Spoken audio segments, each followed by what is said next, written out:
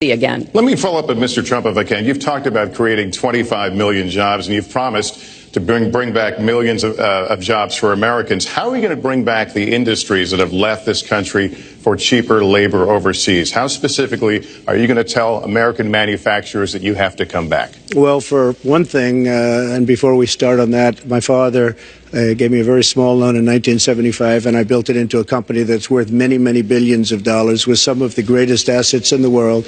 And I say that only because that's the kind of thinking that our country needs. Our country's in deep trouble.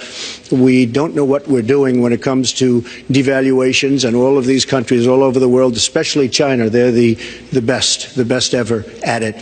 What they're doing to us is a very, very sad thing. So we have to do that. We have to renegotiate our trade deals. And Lester, they're taking our jobs, they're giving incentives, they're doing things that, frankly, we don't do. Let me give you the example of Mexico. They have a VAT tax. We're in a different system.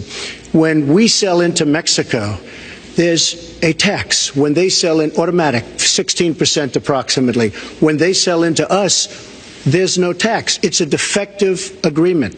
It's been defective for a long time, many years, but the politicians haven't done anything about it. Now, in all fairness to Secretary Clinton, yes, is that okay? Good. I want you to be very happy. It's very important to me.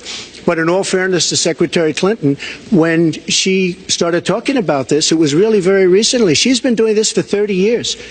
And why hasn't she made the agreements better? The NAFTA agreement is defective just because of the tax and many other reasons, but just because of the fact. Let me interrupt you a moment. Secretary Clinton and others, politicians, should have been doing this for years, not right now because of the fact that we've created a movement.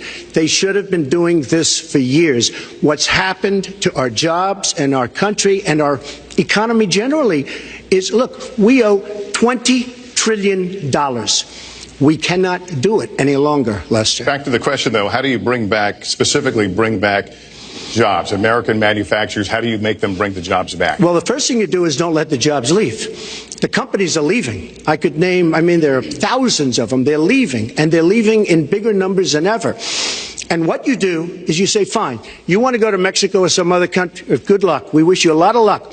But if you think you're going to make your air conditioners or your cars or your cookies or whatever you make and bring them into our country without a tax, you're wrong.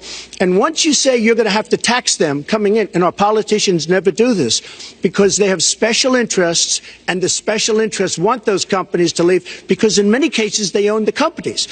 So what I'm saying is we can stop them from leaving. We have to stop them from leaving, and that's a big, big factor. Let me let Secretary Clinton